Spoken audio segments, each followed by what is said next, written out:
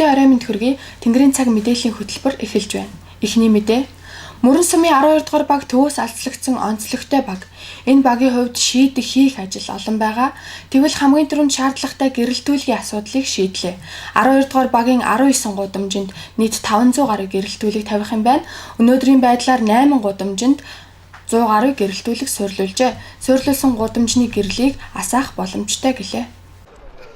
Мөрөн сумын 12 дугаар баг хамгийн урт гудамжтай дунджаар 28-аас 33 хаалгатай гудамж байдаг. За хүндрэлтэй асуудлуудын нэг нь гэрэлтүүлэг байгаа. За энэ асуудлыг сум орон нутгийн зүгээс улсын хурлын гишүүдэд удаа санал тавьсны үр дүнд гэрэлтүүлгийг шийдүүлж чадлаа. За энэ асуудлыг улсын хурлын гишүүн Мөнхбаатар эрчим хүчний сайдад уламжилж шийдвэрлүүллээ. Хэдийгээр төсөв хүндрэлтэй байгаа ч иргэдийнхээ ая тухтай амьдрах нөхцөлийг хангах зорилгоор энэ асуудлыг шийдэж чадлаа.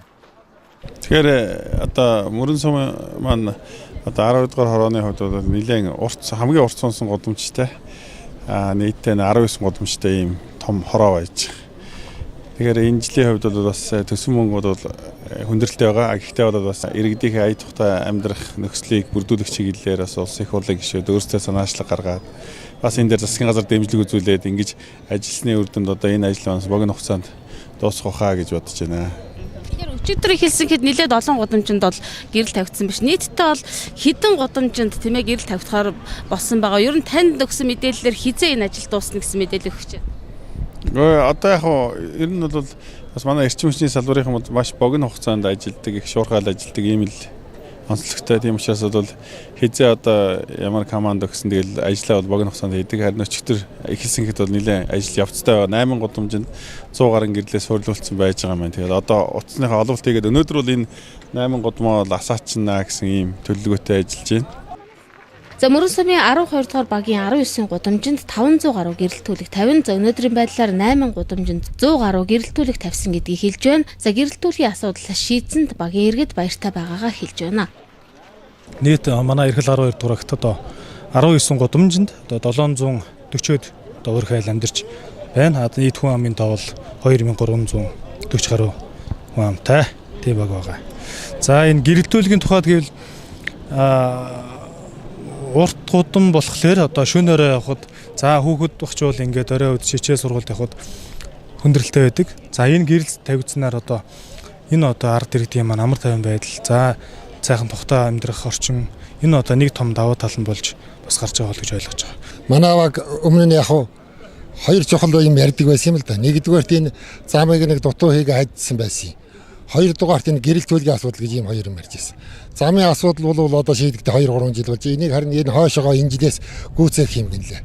Энэ ингээд замын асуудал бүрэн шийдэгдэнэ. Багийг одоо энэ гэрэлтүүлэгтэй болгох юм сайхан асуудлыг энэ жил шийдчихлээ. Багийн хөдөлмөрчдийн өмнөөс би бол хувьдаа маш их талархаж байгаагаа илэрхийлмээр байна. Энэ баг гэрэлтэй болно гэдэг чинь нэгдүгээрт орой үдших хүүхдүүдэд хүмүүст наашаашаа явхад айх цочих юмгүй хамгийн сайхан боломж олгож байгаа ийм сайхан одоо нөхцөл юм да багийн хэмжээд. За мөрөн суманд хийгдэх гэрэлтүүлгийн ажлыг 6 компани гүйцэтгэж байна. Цаашид бусад багуудаа гэрэлтүүлэхтэй болгож мөрөн сумаа бүрэн гэрэлтүүлэхтэй болгох зорилт тавьж байгаа юм байна.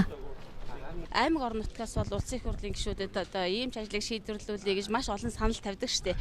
За энэ дагуу бол улсын хурлын гишүүд маань нэлээд ажлуудыг бас амжуулж шийдвэрлүүлж байна. Энэ нь бол одоо бас таны хөөцөлдөж бас тавьсны дагуу хийгдэж байгаа мөрөн сумын 12 дугаар багийн гэрэлтүүлэг байгаа штеп. Тэгэхээр ер нь яг энэ хугацаанд яг хичнээн ажлыг ер нь шийдвэрлэж одоо биелэлээ олоод байна. За Khuvsgul аймагт тоогтой ажиллаж байна. Нутгийн олонтойгоо уулзаад ингээд хэвж байна. Ер нь Khuvsgul нутагт маань хөгжлийн хувьд тулгамдж байгаа олон асуудлууд байгаа. Энэ бол хөвчлэн бас дэд үтцсэн болоод одоо иргэдийнхээ ахуй амьдралыг дэвшлүүлэх ийм л одоо санал санаачлууд байгаа юм. Мөрөн сумыг одоо гэрэлтүүлэхтэй болгох энэ ажил бол одоо их чухал байгаа юм. Яагаад тэгэхээр ер нь гэрэл гэгээтэй байж иргэд маань ая тухтай сайхан одоо ажиллаж амьдрах юм бодит болцоотой болно. За мөн гэмтрийг зөрчлөөс одоо өршин сэргийлэх бас том нөлөөтэй. Ялангуяа өвөл их эртээ одоо харанхуй болчтой энэ цаг үед бол иргэд маань одоо орой өдөш бас халтаж унахаас эхлээд одоо их олон одоо бэрхшээлтэй тулгардаг болвол энэ бүрэн гэрэлтүүлэхтэй болсноор одоо энэ асуудлыг одоо шийдэж чадна гэж үзэж байгаа. Ингээд эрчим хүчний сайд ганхуу сайдтай бас бид нар төсөл тавьсан. За ингээд энэ 12 дугаар хорооноос эхлээд энэ ажлыг эхлүүлье. Цаашдаа бусад багуудаа бас энэ ажлыг үргэлжлүүлэн бүрэн одоо мөрөн сумаа гэрэлтүүлэх юм зорилт тавиан ажиллаж байна да. Энэ бол мэдээж одоо улсын хурлын гишүүдийн маань зүтгэл. За мөн нөгөө талдаа одоо манай аймгаас одоо эрчим хүчний сайд сонгосон гэдэг давуу бас тал байна. Түүнээс түрүүн бас сайд ярьж байсан энэ бол Монгол улсын хэмжээнд хийгдэж байгаа ажил биш тийм ээ. Мөрөн сумд бас бүрэн дүр хийгдэж байгаа ажил биш ээ гэдэг бас хэлж байсан. Тэгээ төсөв хөрөнгө амаргүй байгаа учраас одоо яг бүх аймагт бол хийх болцоо багтаал да. Гэтэ эрчим хүчний сайд хүсэлт дутгаас ирсэн учраас одоо яг ард иргэдэд маань тулгамдж байгаа энэ асуудлыг одоо илүү сайн ойлгож шийдвэрлэж байна. За ялангуяа анхны сайд бол энэ 12 өдрийн хороонд бас одоо ажиллаж исэн энд бас тодорхой хугацаанд ажил амьдралыг нь бас мэдэх хүний хувьд бол 14 оны асуудлыг бол одоо нэн тэргуунд бас авч шийдвэрлэж байгаа. Түүнд нь бас би тухайн одоо иргэдэд төлөвлөж байгаа их хурлын гишүүний хувьд бас их тодорхойлтой байгаагаа бас хэлье. Ингээд нутгийн орноо гэрэлт гэгээтэй болох энэ ажлыг бол нутгийн олон бас бүгд дэмжиж хамтарч хийх ажиллаа гэдгийг бас энэ ташрамд хэлье. За мөрөн сумаас аслагдсан 12 дугаар багийнхан гэрэлтүүлэхтэй болж байна. За өнөөдрийн байдлаар энэ багийн 8 гудамжны иргэд гэрэлтэй замаар явж за ажил үйлчилгээ амьдралаа залгуулах боллоо.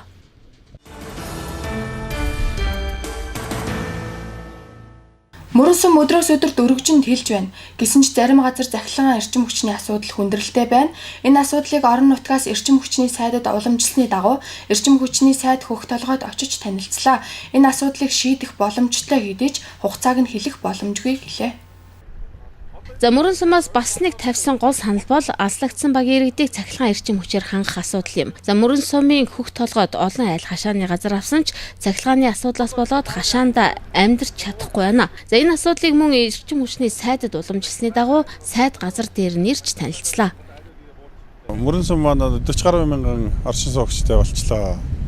Тэгээ одоо нийт одоо нутаг дэвсгэрийн хэмжээгээр ингээд хэлээд энэ бол 1500-аас 2000 айлын одоо газар олгоод тэгээ үндсэн магистрат шугамаа бол ингээд татцсан юм байгаа юм байна. Тэгээд энэ дотоод шугам сүлжээ 04-ийн шугамыг хэрхэн яа шийдэх вэ гэд энэ газар дээр нас үзэж танилцлаа.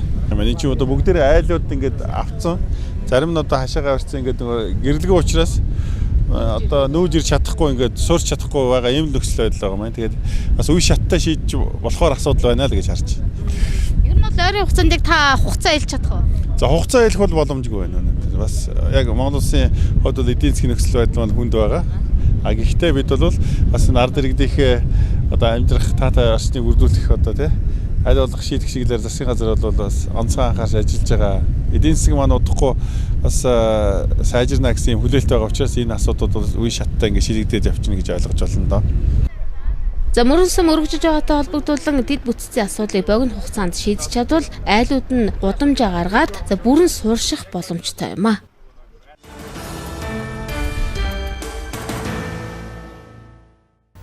Анхаарлаа хандуулж байгаа үзэгчдэд баярлалаа. Дараагийн мэдээ.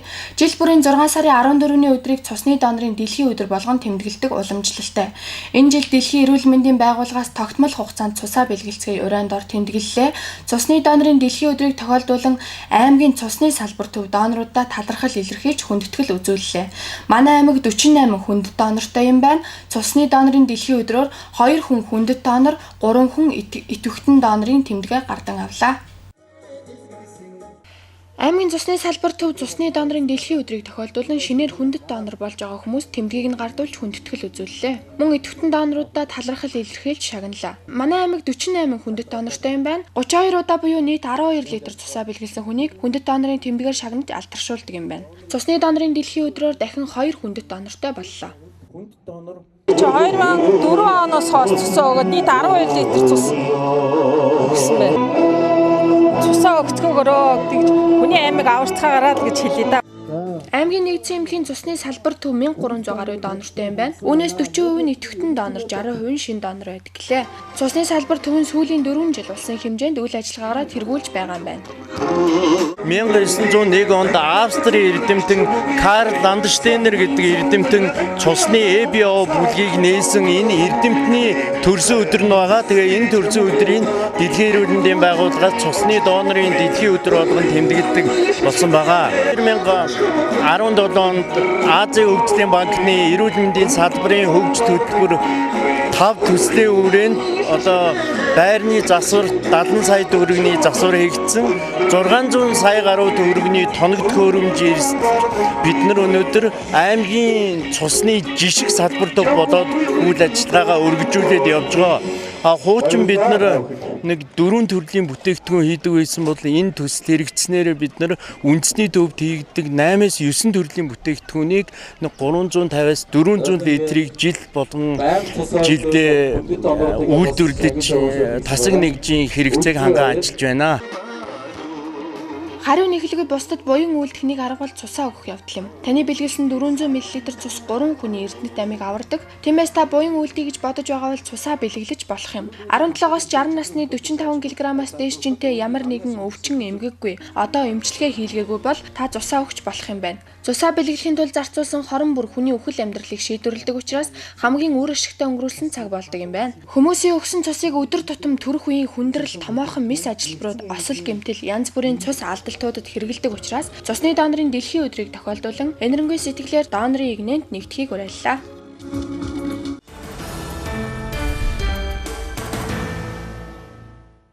Дарга бандит гигантны 7 дугаар дүрийн хувилгааныг Арслан ширээндэн залах ёслол 6 дугаар сарын 16-нд болох талаар бид өмнөх мэдээллийн хөтөлбөрөөр үзэгч та бүхэнд хүргэж байсан. Тэгвэл гигантныг залах ёслолын бэлтгэл ажил бүрэн хангагдсан байна. Дарга бандит худагдын 7 дугаар дүр манай аймгийн Аршаан цумаас тодорсон. Гигантныг нутаг орондоо морилж байгааг тохиолдуулан Арслан ширээндэн залах ёслолын үйл ажиллагаа 6 сарын 16-ны 9 цагт Чингүүн жавын талбайд болох юм байна. Гигантныг аймгийн бурхан шашны тэргүүнээр залах үйл ажиллагааны хандив өнөөдрийн байдлаар 70% байгаа юм байна. Маргааш үеийн 15-нд нисэх буудлаас тосч явах засаг дарга гигантныг одоо төр захиргааныхаа ордонд хүлээж авах ийм ажиллагаа маргааш байгаа. За аймгийн хэмжээнд бол иргэдийн хурлаас урайлж, засаг дарга бас урайлж одоо нийт одоо гигэнэ залгаж байгаа бүх аймаг даяараа оролцсон яа тий. Хандивын данс нээж одоо хандив урайлсан. Хандивын хэмжээнд бол хүмүүс бол хандив мөнгө өргөж байгаа. Согтун олон бол одоо өөрийнхөө өргөлөөр өөрснийхөө боломжоор өргөж байгаа. Хандивын хэмжээнд бол энэ үйл ажиллагаа нь өөрөө бас их өндөр их санхүүгийн хувьд өндөр гарч ийн л да. Хандивын хувьд бол одоо нэг 60-70% тал явж байна да. Гигантныг Арслан ширээндэн залах ёслолд Гандан тэгчлийн хийдийн тэргүүн лам нар мөн 21 аймгийн тэргүүн лам нар Монгол улсаас сүүл тодорсон хутад хувилгаад оролцох юм байна. Гигантныг Арслан ширээндэн залах ёслолын үйл ажиллагаанд иргэд сүсгтэн олон та бүхнийг дэг журам зохион байгуулалтад оролцохыг уриаллаа.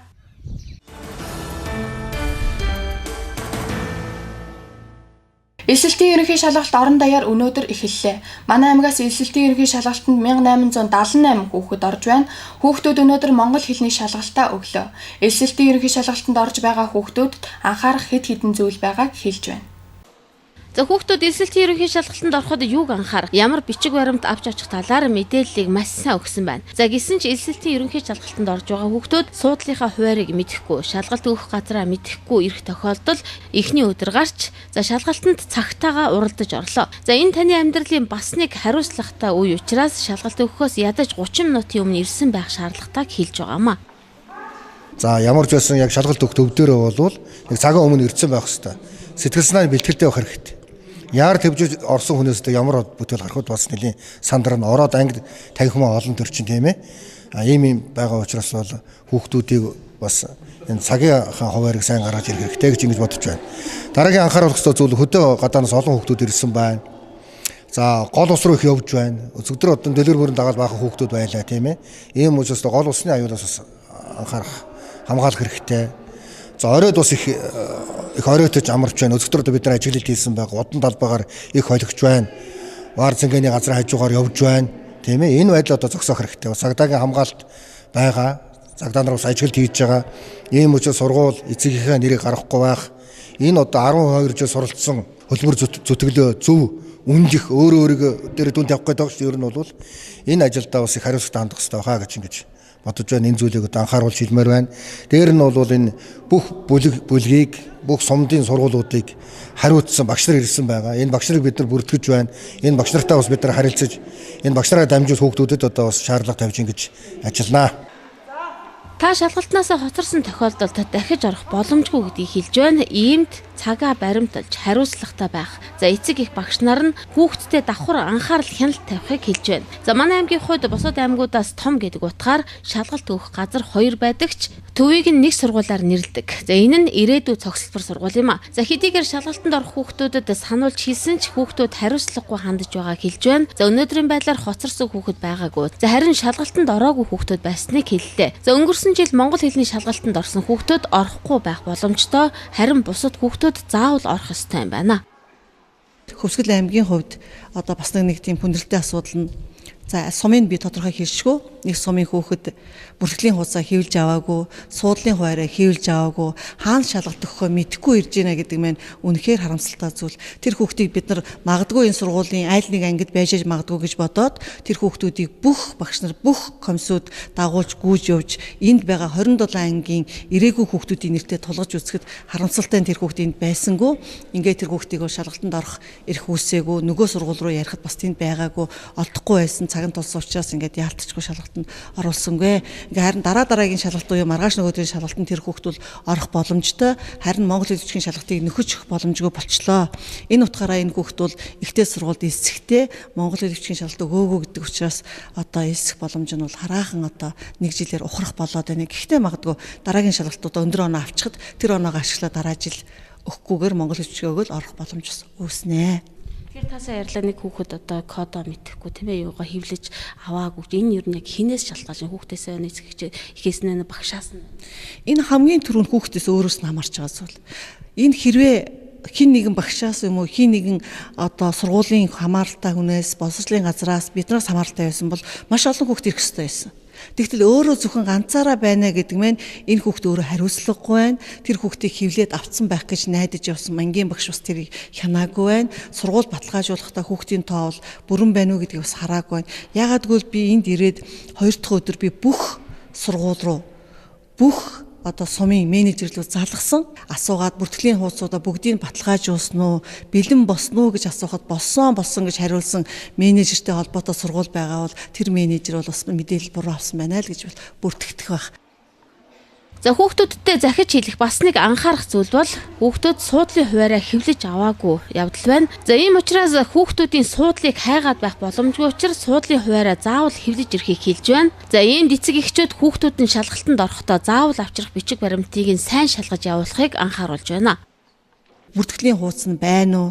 Гарын үсэг тамгатай байна уу? Суудлын хуваар нь хэвлэгдсэн байна уу? Ирээдүйн зөвлөл сургууль дээр байх нь уу? 1927-оос хойш дугаартаа заал байгаа бол дэлгэр мөрөн зөвлөл байна шүү гэдгийг нь сануулдаг.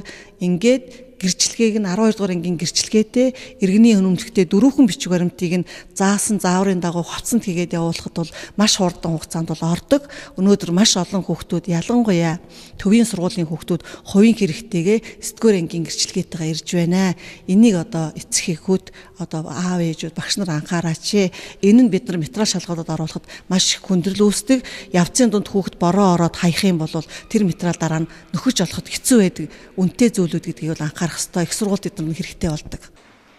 Эсэлтэн шалгалтын өмнө юуг анхаарах, за юу хориглох талаар боловсролын үнэлгээний төвөөс болон аймгийн боловсрол соёл урлагийн газраас тодорхой мэдээлэл зөвлөгөө өгсөн ч хүүхдүүд шалгалтанд орохдоо гар утастай ирэх, за бичиг баримт дутуу, за мөн цагтаа уралдаж ирсэнгээд анхаарах зүйл их байгааг санууллаа.